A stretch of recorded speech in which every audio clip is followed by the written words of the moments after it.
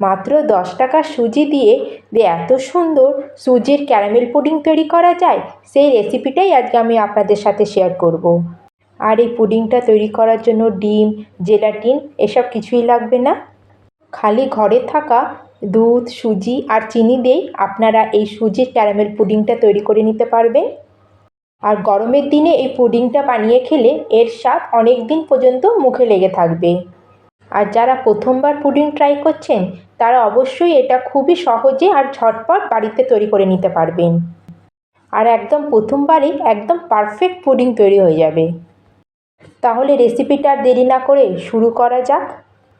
একটা বাউলের মধ্যে আমি নিয়ে নেব 2 চামচ পরিমাণে কাস্টার্ড পাউডার। এখানে আমি দুধ দিয়ে একটা মিক্সচার তৈরি করে নেব। আমাদের এটা রেসিপি প্রথমেই এইটা তৈরি করে আমি রেডি করে রাখবো। এবার এর মধ্যে আমি দিয়ে দিলাম হাফ কাপ পরিমাণে দুধ।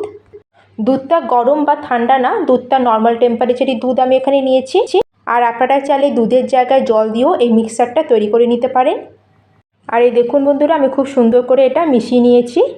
এবার এটাকে সাইডে রেখে দেবো। এবার আমি একটা ক্যারামেল তৈরি করব। তার জন্য গ্যাসে একটা কড়াই বসিয়ে এখানে আমি দিয়ে দিলাম 4 চামচ পরিমাণে চিনি। আর এই সময় আমাদের গ্যাসের ফ্লেমটাকে একদম লোতেই রাখতে হবে। চিনিটা কড়ার মধ্যে দিয়ে চিনিটাকে একটু আমি এইভাবে একটু ছড়িয়ে দেবো।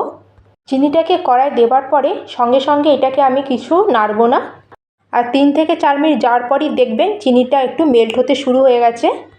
আর যখন চিনিটা পুরোপুরি মেল্ট হতে শুরু হবে আর একটা সুন্দর কালার চলে আসবে, ঠিক সেই পর্যায়ে আমরা এটাকে ভালো করে চিনিগুলোকে ভালো করে মিক্স করে এটাকে পুরোপুরি মেল্ট করে নেব।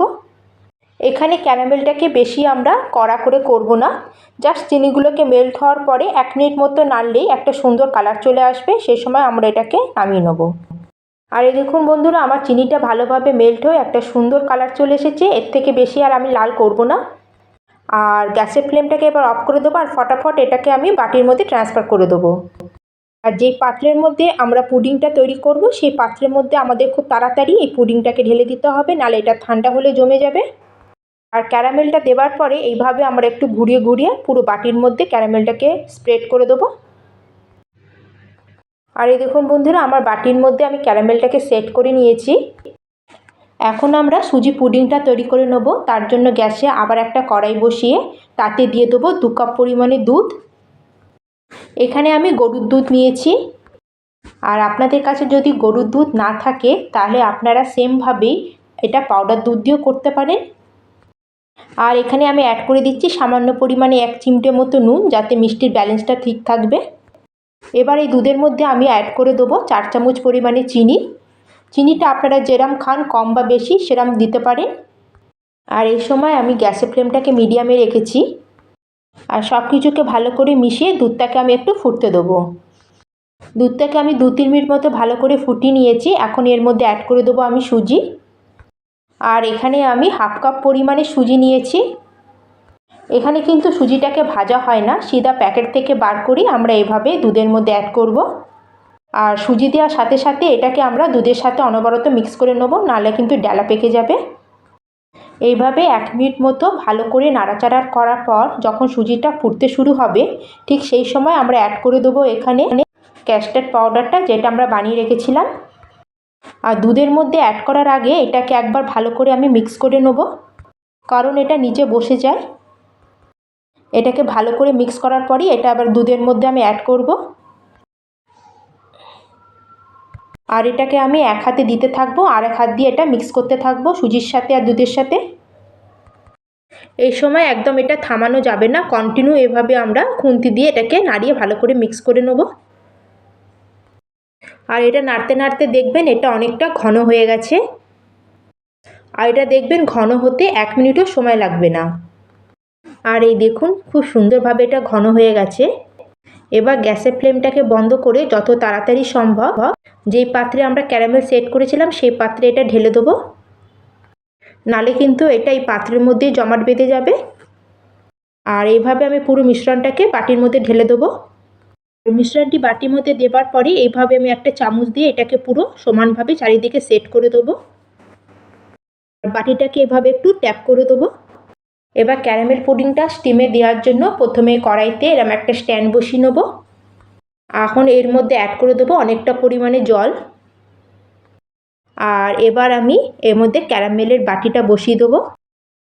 এবার এটাকে আমি উপর দিয়ে সম্পূর্ণ কভার করে দেবো আর গ্যাসের ফ্লেমটাকে মিডিয়ামে করে এটাকে 20-25 মিনিট আমি স্টিম হতে দেবো। আর আমার 20-25 মিনিট মতো হয়ে গেছে। এবার ঢাকনাটা খুলে চেক করে নেব। আর এই দেখুন আমাদের পুডিংটা খুব ভালো মতো সেট হয়ে গেছে। এভাবে পুডিংয়ের উপর একটু হাত দিয়ে আমি চেক করে নেব। যদি হাতে না লাগে তাহলে বুঝবেন যে এটা আমাদের রেডি হয়ে গেছে। আর আমার হাতে একটু লেগে নেই। এবার পুডিংটাকে আমরা কড়াই থেকে নামিয়ে পুরোপুরি ঠান্ডা করে প্রায় ঘন্টাখানিক মতো এটাকে আমরা ফ্রিজে রেখে দেবো। আর আমার 2 ঘন্টা মতো হয়ে গেছে। আমি পুডিংটাকে এবার ফ্রিজ থেকে বার করে নিয়েছি। এবার একটা ছুরি দিয়ে আমি একটু সাইডগুলোকে একটু ছাড়িয়ে দেবো। এবার একটা এর উপর দিয়ে প্লেট চাপা দিয়ে এটাকে উল্টে আমি এটাকে বার করে নেব। আর পুডিং খুব সহজেই বেরিয়ে আসে, এতে কোনো অসুবিধা হবে না। এটা একটুও ভাঙবে না, খুব সুন্দর এটা সহজে বেরিয়ে আসবে। আর এই দেখুন কত সুন্দর আমার সুজির পুডিংটা রেডি হয়ে গেছে। আর আপনারা দেখেই বুঝতে পারছেন এটা কতটা পারফেক্ট হয়েছে। আর এটা আমি আপনাদের কেটেও দেখাচ্ছি, খুব সহজেই আপনারা এটা কেটে নিতে পারবেন। আর দেখুন ভেতরটা কত সুন্দর হয়েছে। আর এই রকম পুডিং আপনারা একটু চেষ্টা করলেই বাড়িতে অনায়াসে বানিয়ে নিতে পারবেন। আর তাহলে বন্ধুরা, আজকের যদি আমার এই পুডিংয়ের রেসিপি আপনাদের একটুও ভালো লাগে অবশ্যই ভিডিওটাকে লাইক করে দেবেন। আর আমার চ্যানেলের যদি নতুন বন্ধু হয়ে থাকেন তাহলে আমার চ্যানেলটিকে প্লিজ সাবস্ক্রাইব করে দেবেন। আর এই আজকের এই পুডিং রেসিপিটা সম্পূর্ণ নিরামিষ, আপনারা যে কেউ এটা চাইলে বানিয়ে খেতে পারবেন। আর যারা প্রথমবার এই পুডিংটা তৈরি করছেন তারা খুবই অনায়াসে এই পুডিংটা বানিয়ে নিতে পারবেন। আর এইভাবে পুডিং তৈরি করলে ডিম, আগার আগার, জেলাটিন কিছুই লাগে না, আপনারা সহজেই এটা সুন্দরভাবে বানিয়ে নিতে পারবেন। আর গরমের দিনে এরম ঠান্ডা ঠান্ডা পুডিং পেলে আমাদের সকলেরই খুবই ভালো লাগবে। তাহলে আজকের মতো আমি এখানেই শেষ করলাম। আবার দেখা হচ্ছে অন্য একটি রেসিপি নিয়ে। ধন্যবাদ।